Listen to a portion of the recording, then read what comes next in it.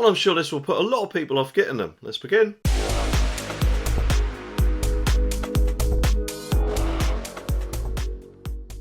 The article says that drivers leasing new electric cars are being overcharged by hundreds of pounds each month, it has been claimed. Companies have been accused of failing to reflect the strong resale value of cleaner cars when they set their prices, according to clean transport campaign group Transport and Environment, the T&E. The monthly cost is typically based on vehicles' expected depreciation over the period of contract over often 3 or 4 years. But leases for new battery electric vehicles are on average 51% more expensive than their petrol counterparts, despite analysis suggesting EVs do not go down in value faster than traditionally fueled cars. For example, an electric VW ID3 costs around £605 a month, while a petrol VW Golf is offered at £376. Well, yes, okay, EVs are more expensive than petrol cars, but if their depreciation, or the value of the car, goes down by less, then surely the lease payments should also be less, because the car will be worth more than they're presumably thinking after 3 or 4 years. And at £605, that's nearly as much as my rent. And to be honest, out of the two, I know which one I'd prefer. So surely wouldn't it make more business sense to lower the price a bit more, and therefore more people will then want to lease an EV, wouldn't they? If they want to try them out, it is, before the forced switching in 2030. And obviously new cars which are only petrol or diesel we won't be able to buy anymore. But then the leasing companies aren't technically the only people who are more than likely guilty of this.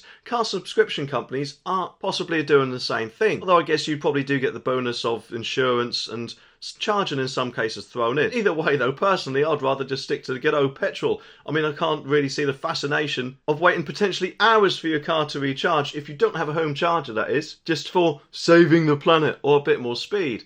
I'd rather take about, I don't know, 5 minutes at the petrol station to fill my tank up completely myself. The main bonus with a petrol car is that your fuel tank doesn't get any smaller over the years, does it? Unlike presumably an EV's battery, which will more than likely degrade over time. Although obviously the jury is still out on by how much that might be. Which personally, if I ever did have to, or I probably will have to eventually after 2030, or hopefully when it may get pushed back a bit, I think I'd probably want to try out a lease car to start off with. Because I don't really like the idea of forking out about 10 or however much grand it is for a new battery if the warranty period has run out and I have to replace it. The report found that leasing companies will consider electric cars to be new and uncertain products, which is an outdated approach. T&E Electric Fleet's lead Ralph Palmer said customers are being overcharged by leasing companies if they want to switch to an electric car. If leasing companies' prices reflect the realities of the market, then more customers would have access to affordable new EVs. Last year it was reported that the cost of charging an EV using public charge points on pay-as-you-go basis has risen by 42% in just 4 months, which would be a massive put-off for me, because surely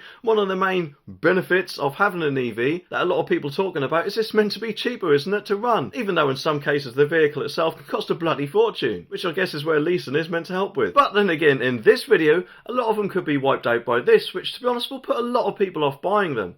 Anyway, subscribe for more and I'll see you in the next one.